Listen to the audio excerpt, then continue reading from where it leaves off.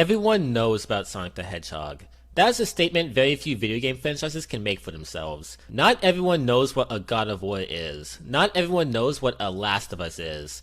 Hell, up until recently with the popularity of 7, a surprising amount of people didn't know what Resident Evil is. While dedicated gamers who have most definitely heard of these games, their popularity very rarely exceeds that of the genre they're a part of. But you know what video game series this doesn't apply to? Super Mario Brothers. You know what Mario is, I know what Mario is, our parents and or guardians know what Mario is, our friends know who Mario is, the world knows what Mario is.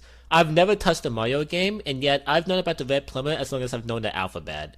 Perhaps the height of his popularity was back in 1988, when Super Mario Bros. 3 was released and quickly became the highest selling video game in the world. There was no stopping Nintendo and their immensely beloved mascot, and other competitors like Atari and Sega were learning this lesson the hard way. However, unlike the former, Sega wasn't going to take Nintendo's dominance lying down, and they knew they had to think of something and fast. The latest console, the Sega Genesis, was a powerhouse of a machine for that time period standards. However, there was just one problem. No one was buying it. After spitballing some ideas, Sega eventually decided that they needed a mascot of their own to compete against Mario and be taken seriously as a competitor. They knew off rip that they wanted whatever they were cooking up to truly show what the Genesis could do, and programmer Yuji Naka and artist Naota Oshima got to work. And to make a long story short, the end result saw its way onto shelves on June 23rd, 1991. Sonic the Hedgehog. You know him, I know him, our parents and or guardians know him, our friends know him, the world knows him.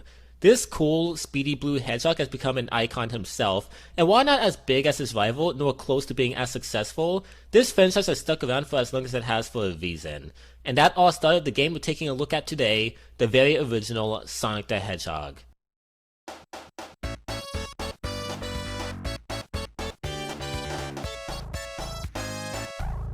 Sonic the Hedgehog is a video game that left players back in the 90s speechless. But nowadays, this landmark of a title has had 30 years to age, and unlike its two subsequent sequels, today's fanbase doesn't view this experience all that fondly. This was highlighted with the release of Sonic Origins that made everyone collectively realize that Sonic 1 may just be the black sheep of the mainline classic era, since there's a lot that goes against it.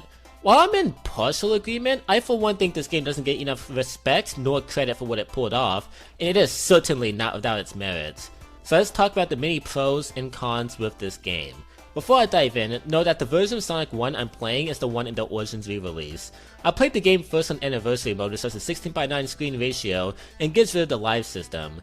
Then I played on Classic mode that keeps the live system as well as the original 4:3 screen. For any of you concerned that the newly added spin dash or drop dash might have impacted my experience than if I would have played the game on the Genesis, know that you'll see throughout the footage that I never did either of these moves and played the game as I was playing the original back in 1991. Why these two moves are included in Classic mode, I have no idea. Without further delay, let's talk about Sonic the Hedgehog. So the first thing that's blatantly apparent upon starting Sonic the Hedgehog, like most beautiful games, is its iconic presentation. There's no other way to say it, during the 90s, Sonic was simply doing things that other games didn't. This 16-bit classic is enriched with so much personality. Each area you run to has its own identity of detailed backdrops, enemies and hazards that reflect the terrain and environment of the level, and of course, this game's beautiful soundtrack. Before it will go on to become a staple in this series going forward, this game's soundtrack rocks, with complexity rarely seen in video game music at the time, as well as catchy tunes that will stick with you years after playing the game. Hell, even if you don't play them, I bet all of you watching can recreate the Green Hill track in your head, it's that catchy and memorable. This game is gorgeous and has a very unique art style and world. What's really impressive is how expressive our lead character, Sonic, is. If you don't touch the controller, this guy will get super bored and wait for you to resume playing, indicated by his impatient foot tapping and tired expression. If Sonic gets too close to a ledge, he'll try and balance himself to keep from falling. He has an animation for getting hit, he has an animation for inhaling air bubbles. Everything I'm telling you sounds so minuscule for today, but back then, it was rare for a character to be this expressive and dripping with personality. A lot of what makes Sonic so cool is his design. If you were to get a kid and show him a picture of Sonic, they'd be able to instantly guess what this guy is all about. Credit to artist Naota Oshima for designing such an iconic character. So yeah, if we're talking about how many standards a singular video game set for the gaming world, its iconic presentation is certainly not a bad place to start. But of course, that's not really what made Sonic so popular. The amazing visuals and soundtrack of course helped give this game a major part of its identity, but what really set it apart from the competition was its lead character, or rather, his sense of speed. Sonic the Hedgehog is a 2D platformer that sees you getting from point A to point B in 7 zones, with 6 of them being divided into 3 acts, making for a total of 19 individual levels. The main appeal here is Sonic 1's high-octane, revolutionary, incredibly fast-paced gameplay. The Hedgehog you're playing as has super speed, and this reflects in the game itself that will have you blasting through each level at a pace that was non-existent for the time. In a world that was saturated with 2D platformers that saw your characters slowly and carefully maneuvering through hazards and enemies, Sonic the Hedgehog bucked this trend and somehow managed to mix that precise and engaging platforming with a character that gave gamers everywhere a huge sense of adrenaline and power. This game was something else, man. What really makes the super speed more of a fun mechanic than it already is are the momentum physics. The environments are more than something you run on, there's something you interact with.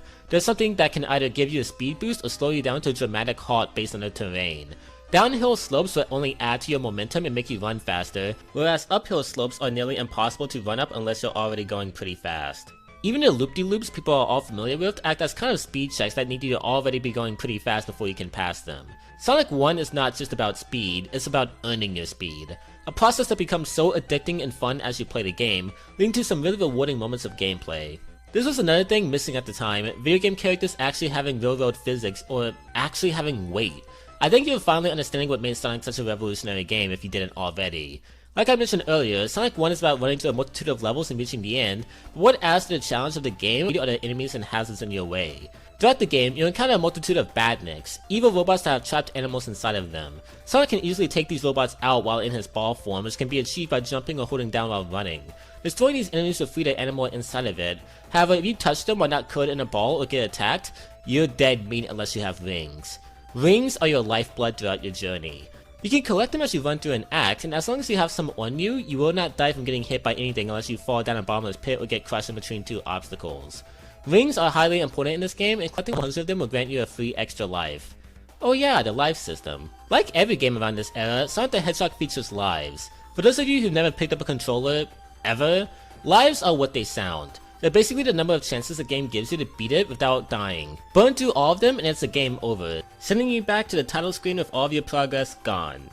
Yeah, I'll be honest guys, I think lives are fucking stupid. I'm all about viewing something through the lens of the year it came out and all, but I think erasing all of Little Timmy's progress because he died a little too many times in Labyrinth Zone is really overkill, and this is the sole reason I could never beat Sonic 1 for so long back when I had a Genesis. This could be a Gen Zer who spoiled on autosave talking, but that's just my opinion. And don't you dare say it's a skill issue. For the sake of this video, I actually beat Sonic 1 for the first time with lives on Sonic Origins Classic mode, and I was shocked at how easy it was, mostly due to how many continues you can stock up on from the special stages alone. But I still think the possibility of a game over just shouldn't be there. Some view it as a way to make the game more tense, I view it as an annoyance. Though, it's not like you're underpowered as Sonic, especially when you consider the multitude of power-ups the game makes available. Some will increase your speed to an insane degree, some will give you 10 rings, some will give you temporary invincibility, and some will even reward you with an extra life. Not only do these power-ups add some variety to the gameplay, but they're also used pretty often to reward you for taking specific routes and uncovering hidden paths. Because if there wasn't enough to praise about this game already, let's talk about how well built these levels are. While playing Sonic 1, each level offers multiple pathways that all vary in difficulty and layout. Some of these routes will only be available if you're going at a certain speed, and some will only be noticed if you have a keen eye and take your time to explore your surroundings. Sega went out of their way to make this experience unlike any other. If you're wondering what's the point of running around these hazardous zones and taking on robots, well, it's this dude. A mad machinist is referred to as Dr. Robotnik in the US and Dr. Eggman in Japan. I've always loved both names, but in hopes I don't let my nationalism slip, that's a joke by the way, I do have to say I much prefer Robotnik since it's a cool, menacing name, and one you can kind of take seriously. Anyways, this man wants to take over the world to convert all life into his robot army, which is where our boy Sonic comes in. A rebellious teenager who's determined to wreck all of Robotnik's plans and save the animals. Back in the day, video game stories were also an extreme rarity, but I do appreciate how this one not only gives its hero-villain dynamic more urgency by having Robotnik be the boss at the end of each zone, but the obvious parallels to observing our real-world environment is cute and a good lesson to teach kids. Like I just mentioned, you'll face Robotnik in a boss fight at the end of each zone, and while these bosses do vary in quality, sometimes drastically, they're still an incredibly cool addition to the game and add even more variety and personality to this experience. So of all of these remarkable, cool aspects of the game, you're understandably probably wondering, why do Sonic fans look back on Sonic 1 not so fondly? Well, I personally think the biggest reason is because of its breathtaking sequels that overshadowed the first game in comparison, but the reason I personally don't look at Sonic 1 too fondly is because of its level design. I know I raved about how intricate these levels are and they offer multiple pathways for the player to take, but notice how I called them well built earlier and not well designed. I like the zones and the platforming challenges they have to offer, but the problem lies of how much the design of these zones conflicts with the main appeal of the game: going fast. This game is all about earning momentum and being rewarded with speed, but you'll soon find out that going fast in a lot of these zones is basically a death sentence and will more than likely leave you taking a hit, since a lot of this game is about careful platforming. Combine that with the fact that only 3 of the 6 main zones are actually fun to play, and this just adds to the problem.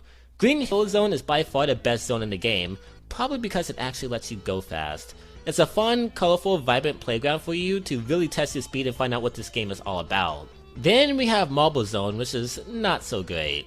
This zone is by far the worst offender when it comes to Sonic 1's no speed allowed rule.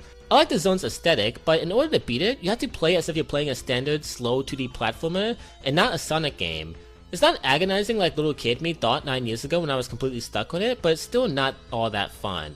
Spinning Yard Zone is a nice change of pace with its colorful and vibrant color palette and fun design that's nicely balanced with Sonic's speed, but also not as lenient as Green Hill, and will challenge you with engaging platforming and enemies. Good zone. Next is sorry, excuse me. Next is Labyrinth Zone. Not going to lie, this zone definitely wins my reward for the worst zone in any Sonic game. Oh boy, where do I start? Hey kids, you know how the game is all about going fast?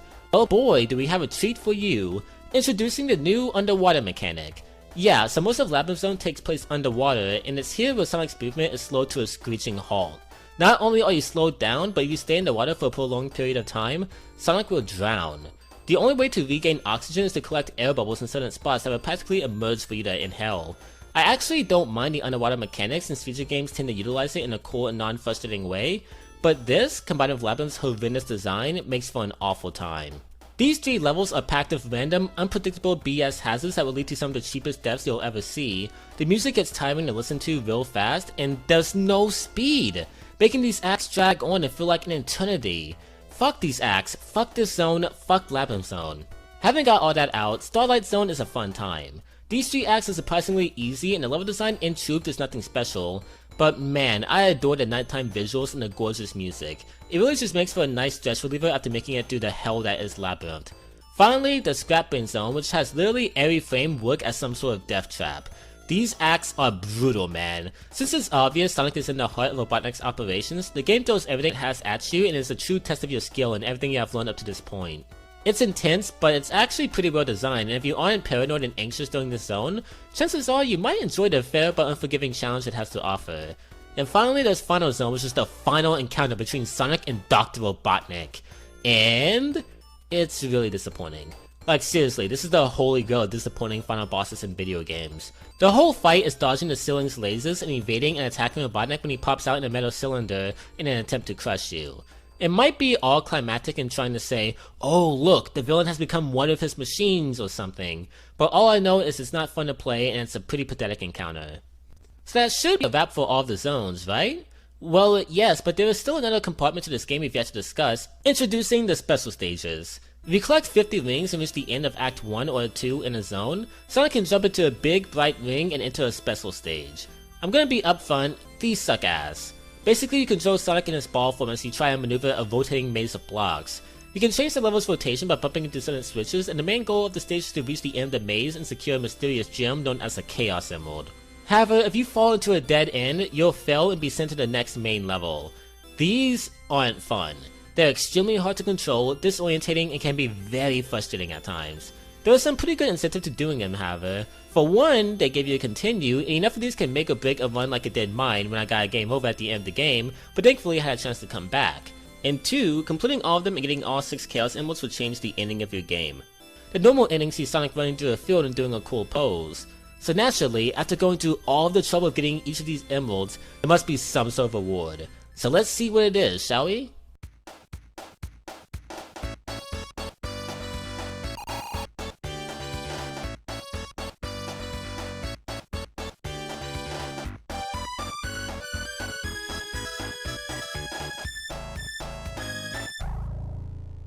Flowers. Fucking flowers.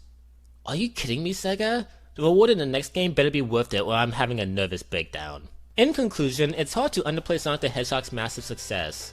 It really is. Not only did this gem of a game show the road that Sega meant business, but it was the first series to challenge Nintendo in their dominance in the gaming market, paving the way for other competitors as well, which, as trippy as it sounds, probably led to some of our favorite games even existing. Sure, Sonic 1 hasn't aged too well with some of its underwhelming and lackluster levels that do an immense disservice to the physics and momentum of the controls, but this title is still one that deserves to be respected. Its revolutionary physics and presentation are nothing to scoff at, and even if there are better alternatives under the Sonic series, that series wouldn't be there at all if it wasn't for what this game achieved and pulled off. I think Sonic 1 is a good game and nothing will ever change that. It's not my favorite Sonic game, but it's still so good for its time. But I think we can all agree that Sonic the Hedgehog walked so the games after it could run.